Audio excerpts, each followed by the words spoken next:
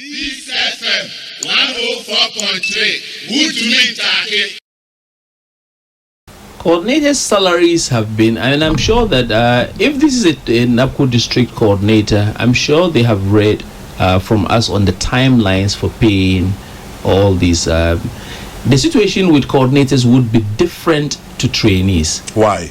Well, for coordinators, they are meant to be not on your average NABCO stipend of 700 Ghana cedis, because they are supposed to come under some kind of compensation within the scheme, which means that they have to go through all the rigorous public sector processes to get paid.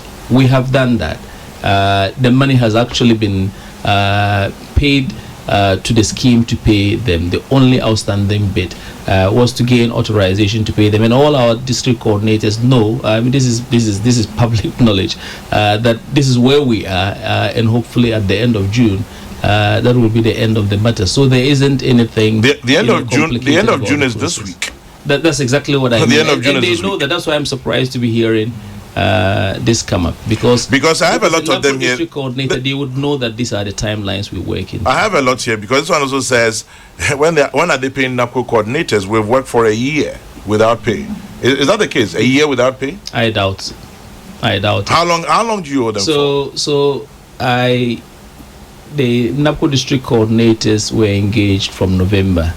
The reality, however, is these were people we worked with on the project during the interviews, and that was the statement was true, because most of those who assisted in the process had interest in working on the scheme, and in the end we got them to lead the projects in the districts, but their engagement actually on the scheme as leaders in the districts, the effective date was from November.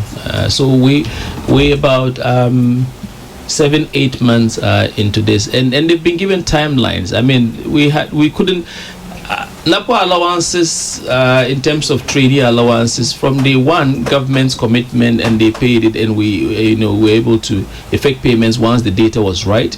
Only a few outstanding issues with some wrong data and inaccurate entries, and that delayed some particular trainees their payments. But for the core staff, over 300 of us, I mean, our situation is totally different.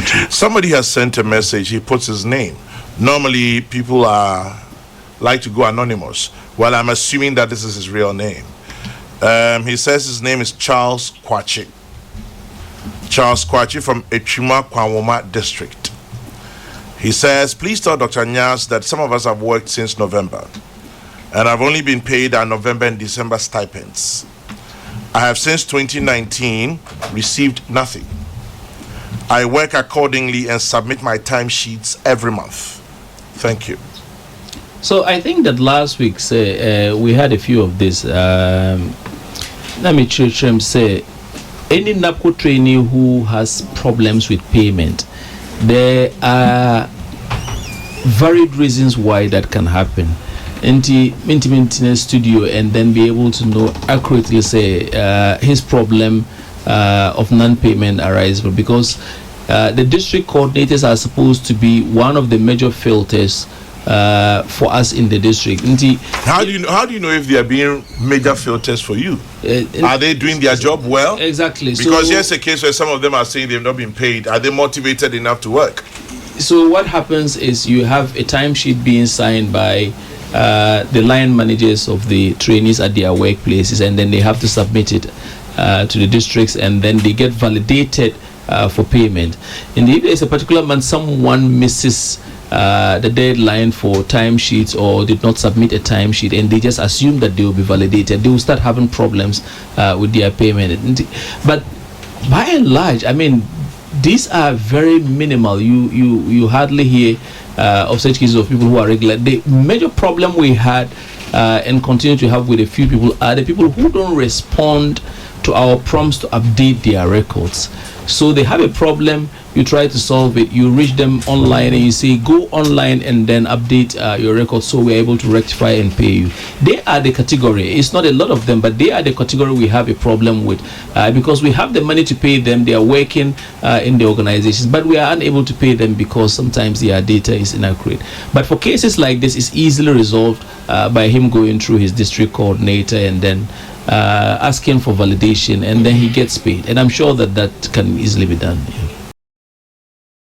Peace FM 104.3 Good to meet